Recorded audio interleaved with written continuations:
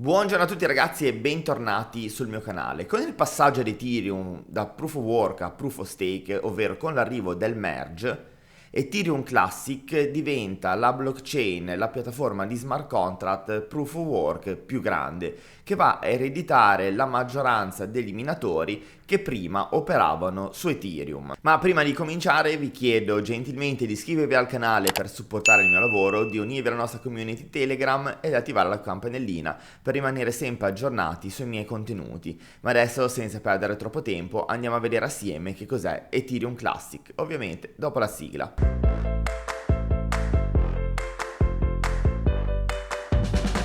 Ethereum Classic col ticker ETC. Attualmente, mentre sto registrando questo contenuto, si attesta su un prezzo di 23,33 € con un'oscillazione positiva del 12,90%.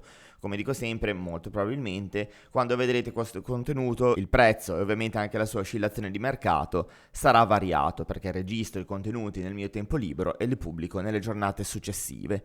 Ha un rifornimento circolante di 210 milioni di token, si trova almeno 86% del suo ATH con un valore di 164,53 €, ottenuto poco più di un anno fa, il 6 maggio 2021. Il prezzo più basso di sempre, 6 anni fa, è stato dello 0,42 centesimi di euro. Cliccando qua in alto sotto al rank 27 vedete che c'è il link al sito e vi invito a utilizzare questi link qualora ogni volta vorrete trovare il sito ufficiale senza incorrere in siti scam con una ricerca su Google. Clicchiamo su ethereumclassic.org e atterriamo sul suo sito ufficiale. Partiamo, per chi non lo sapesse, con il dire che Ethereum Classic è un hard fork di Ethereum. Al momento in cui sto registrando, sia Ethereum che Ethereum Classic utilizzano lo stesso algoritmo di consenso, ovvero il Proof of Work o POV. E come ben sapete, Ethereum si appresta a diventare Proof of Stake con il passaggio al merge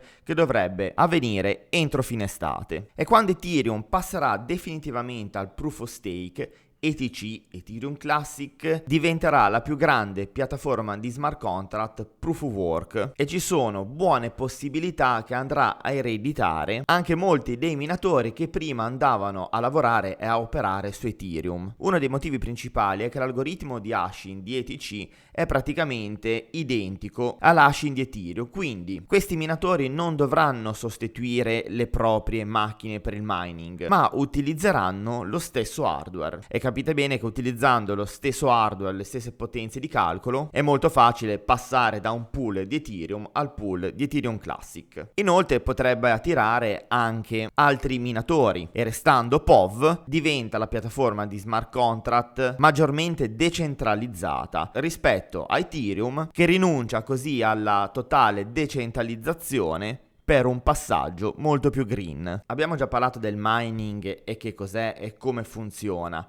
Ma ricapitolando, in breve, il mining è uno degli elementi più importanti di qualsiasi blockchain che operi nella proof of work, quindi nella prova di lavoro, perché va a fornire la sicurezza e consente ai nodi di raggiungere il consenso sullo stato della rete. E la rete, per ringraziare i miner, per ricompensare i miner, perché mettono a disposizione la prova di lavoro, quindi potenza di calcolo, macchinari e energia elettrica, va a ricompensare il miner che va a risolvere il complesso calcolo per andare a validare un nodo con ETC. In un video precedente ho parlato delle DAO, delle organizzazioni autonome decentralizzate, facendo riferimento alla prima DAO che venne chiamata per l'appunto DAO. The DAO nasce su Ethereum e nel 2016, per le criticità che vado a spiegare nel video su The DAO, un gruppo di hacker ha tentato di sottrarre quasi 4 milioni di Ethereum spostandoli. Ethereum in quel periodo valeva circa $30 e questo attacco a The DAO ha fatto scendere il prezzo praticamente del 50% e si attestava tra 10 e $15. Quindi ha avuto un impatto negativo sulla community e sul valore di Ethereum. Per come era strutturata The DAO, anche se ha avuto un attacco hacker e quindi ha dimostrato la vulnerabilità dell'ecosistema, i fondi sono stati recuperati. Ma ovviamente la community, scioccata per questo avvenimento e per porre rimedio a tutto quello che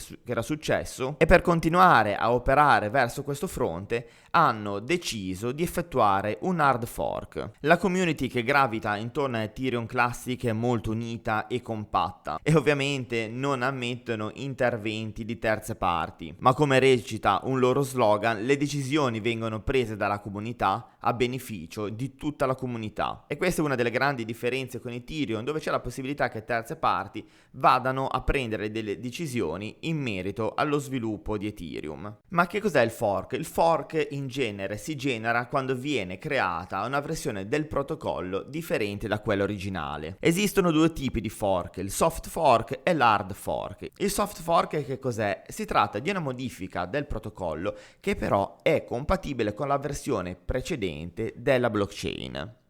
Mentre un hard fork è una modifica, un aggiornamento software che però non è retrocompatibile e normalmente si verifica quando i nodi vadano ad aggiungere delle nuove regole che sono in conflitto con le regole dei vecchi nodi. In pratica i nuovi nodi che vengono creati possono solo comunicare con gli altri nodi che usano la loro stessa versione, ma non con i nodi precedenti della versione precedente. E questo che cosa ne consegue? Ne consegue che la blockchain si divide creando due network separati e paralleli. Uno con le vecchie regole, con i vecchi nodi, e uno con le nuove regole e con i nuovi nodi. I due network andranno sempre a continuare a proporre dei blocchi e ovviamente le transazioni, ma andranno a lavorare non più sulla stessa blockchain, ma bensì si creeranno due blockchain differenti. Questo detto in soldoni, senza andare nei tecnicismi. Ethereum Classic, come abbiamo visto, utilizza molte caratteristiche che sono attualmente presenti su Ethereum. Attualmente utilizza ancora il Proof of Work, quindi il POV, e utilizza l'algoritmo Ethash. Ed ovviamente è compatibile con l'EVM, l'Ethereum Virtual Machine, e questo vuol dire che può implementare e creare smart contract, DApp, e usare tutte le caratteristiche che conosciamo su Ethereum. E inoltre può emettere token con lo standard classico ERC20 di Ethereum. Un'altra grande differenza rispetto a Ethereum è che Ethereum Classic ha una supply massima circolante che si attesterà a circa 230 milioni. E inoltre attualmente, per il meccanismo di consenso, addirittura le ricompense per la risoluzione dei nodi su Ethereum Classic vengono, chiamiamole così, pagate di più come ricompensa rispetto ad Ethereum. Ethereum Classic, esattamente come BTC, non ha una roadmap nel senso tradizionale dello sviluppo del software come lo conosciamo, ma piuttosto ha diversi processi che consentono di implementare le funzionalità quando vengono presentate e approvate ovviamente dalla community. Queste modifiche vengono approvate presso l'Ethereum Classic Improvement Proposal, ovvero l'ECIP. In questo modo vengono discussi tutti gli aggiornamenti per quanto riguarda il network, vengono rigorosamente controllate e nel caso approvati dalla comunità degli sviluppatori. Come detto poco fa, Ethereum Classic mantiene completamente la compatibilità con l'Ethereum Virtual Machine e utilizzerà anch'esso l'Optimistic Rollup, un layer 2 che migliora la scalabilità tramite le transazioni off-chain. Per quanto riguarda i wallet, MetaMask può essere tranquillamente utilizzato per gestire gli ETC e i suoi token. In alternativa, un portafoglio che può essere utilizzato è il Nifty Wallet. Fate solo attenzione nell'utilizzare MetaMask che non dovrete utilizzare l'Ethereum Mainnet,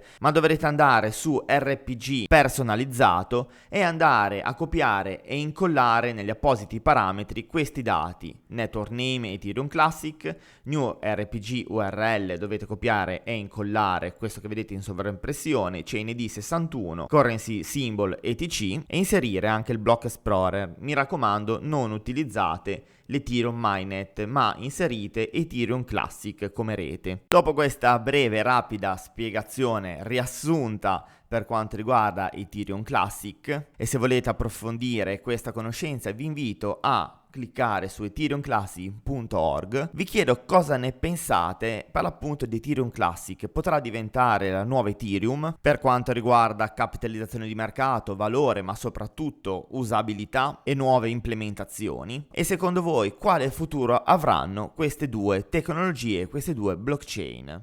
Bene, siamo arrivati alla fine del nostro consueto appuntamento, vi ringrazio per l'attenzione e per il tempo che mi avete dedicato, spero che questo contenuto vi sia piaciuto e lo abbiate trovato utile e interessante e in ultimo, ma non meno importante, vi rinvito a supportare il mio lavoro iscrivendovi al canale, ci vediamo presto, ciao!